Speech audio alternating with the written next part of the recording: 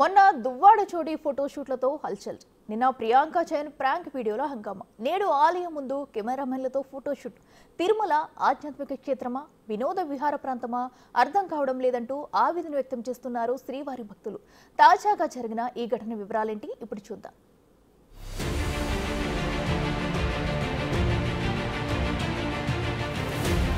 ఈ ఫోటోషూట్ చూసారా? మరెక్కడో కాదు, ఇంకేదో షూటింగ్ స్పాటో కాదు, వారి సొంతిల్లు వాకిలి అంతకన్నా కాదు, సాక్షాత్ తిరుమల తిరుపతి దేవస్థానం ముందు జరుగుతున్న తంతు.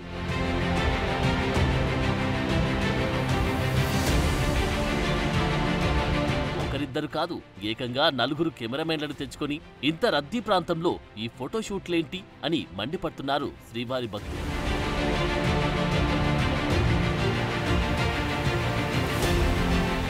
పవిత్ర పుణ్యక్షేత్రం తిరుమలలో కమలాపురం చెందిన వంశీధర్ రెడ్డి అనే ఒక మైనింగ్ వ్యాపారి తిరుమలలో తను చేసిన ఒక పని చాలా బాధాకరం.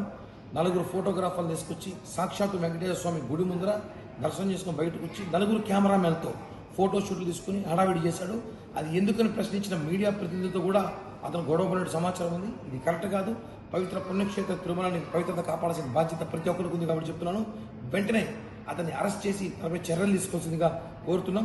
అలా చేస్తేనే భవిష్యత్తులో తిరుమలలో ఇలాంటి జరగకుండా పునరావృతం కాకుండా చెప్పి కూడా కోరుతూ టీటీడీ విజిలెన్స్ అధికారులు టీటీడీ అధికారులు ఒకటే కోరుతున్నాం, వెంటనే తను అరెస్ట్ చేసి చర్యలు తీసుకోవాలి.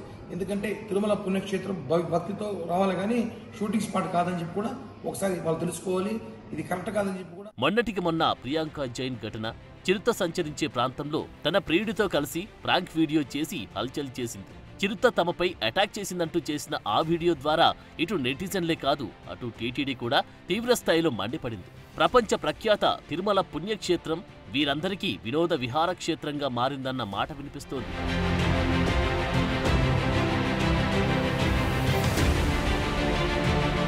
అంతకన్నా ముందు దువ్వాడ శ్రీనివాస్, దివ్వెల మాధురి జోడి తిరుమలలో ఫోటోషూట్ అలజడితో తీవ్ర దుమారం చెలరేగింది.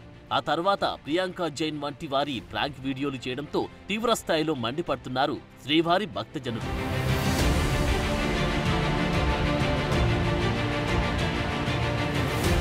దానికి తోడు చిరుత కారణంగా గతంలో ఒక బాలిక చనిపోయిన ఘటన ఎంత సంచలనం సృష్టించిందో తెలిసిందే. అప్పట్లో ఈ ఘటన ఎంత పెద్ద వివాదాస్పదమో తెలుగు ప్రజలంతా చూసే ఉంటారు. అలాంటి సునిశ్చితమైన ప్రాంతంలో ఇలాంటి నిర్వాకంతో ఫైర్ అవుతున్నారు ఒక్కొక్కరు. ప్రియాంక లాంటి వారి పట్ల కఠిన చర్యలు తీసుకోవాల్సిందేనని డిమాండ్ చేస్తున్నారు.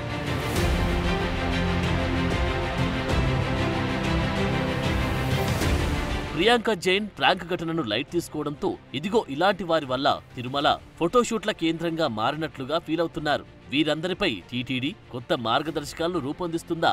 ఇటు స్వామివారి ఆలయం లోపలే కాదు, బయట మెట్ల దారిలో కూడా సెల్ ఫోన్లు నిషేధించాల్సి ఉందా తేలాల్సి ఉంది. అయితే ఇలాంటి వారి తిరుమల వీడియోలు ఎక్కడైనా సోషల్ మీడియాలో పోస్ట్ చేస్తే రిపోర్ట్ చేయడం ద్వారా కొంతైనా బుద్ధి చెప్పొచ్చంటున్నారు కొందరు నిపుణులు.